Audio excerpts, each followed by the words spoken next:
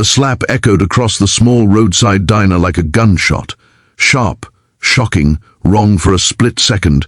Every fork froze in mid-air, every breath hitched, and every pair of eyes swung toward the corner booth where a thin girl with trembling hands and a leg brace sat blinking in stunned humiliation. Her name was Marin, barely 19, with a quiet smile and a nervous habit of twisting the strap of her backpack. She hadn't expected trouble. Not today, not while having a simple lunch after her physical therapy session, but trouble had a way of finding people who couldn't run from it. 3 local boys, loud and restless, had stormed into the diner minutes earlier, and now the tallest one stood over her, hands still lifted, smirking as though her pain were entertainment before the story unfolds.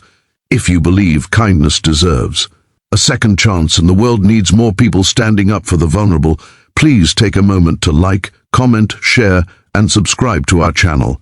Kindness spark your support. Help spread stories that remind us of who we can be when we choose compassion. Marin swallowed hard, blinking away the sting in her cheek as the boy leaned closer, mocking the way her right leg refused to bend normally. She had lived with cerebral palsy since birth, but she never asked for pity, only patience and understanding. Unfortunately, those were the hardest things.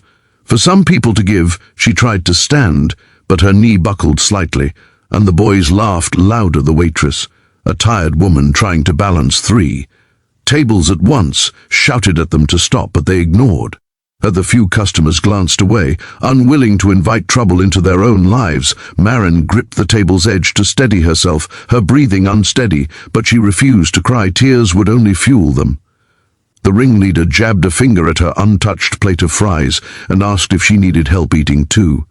His friends snickered. Marin forced herself to lift her chin. She managed to say she was fine and asked them to leave her alone, but the words came out soft, shaky, almost swallowed by the hum of the ceiling fan. The boy stepped closer, pushing her shoulder just to watch.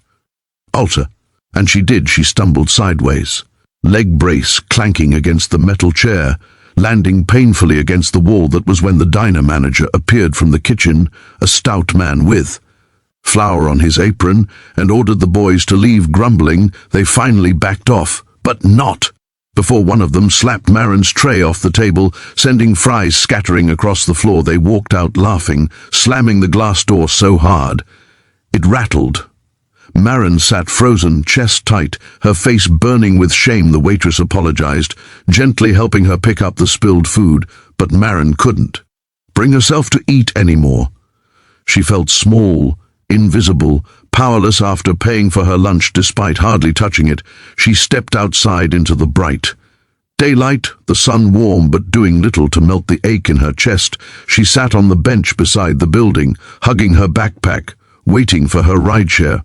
But it was late. The summer breeze carried the sounds of passing trucks, distant birds, and the faint rumble of motorcycles somewhere far down the highway.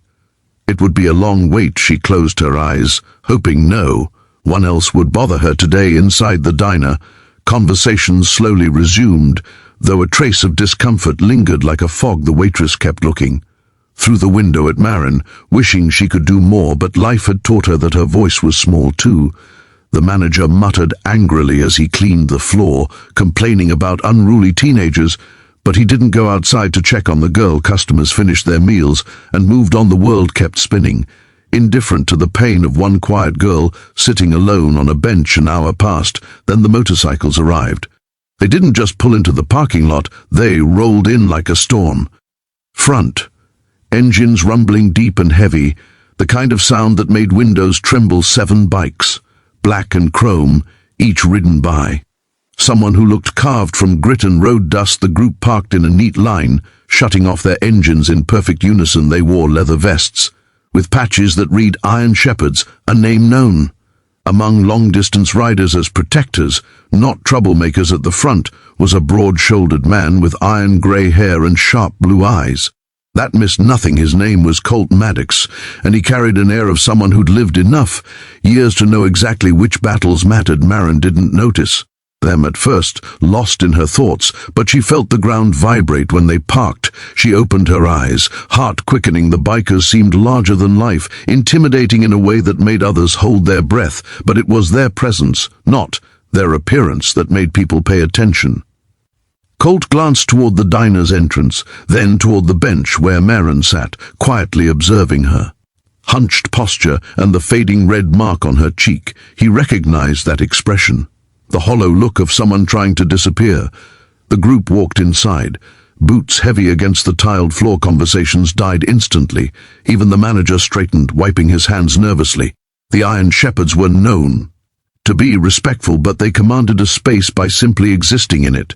They ordered coffee, a few burgers, and sat together near the center of the room, but Colt remained standing for a moment, eyes sweeping the room like a detective scanning for clues, and he spotted them.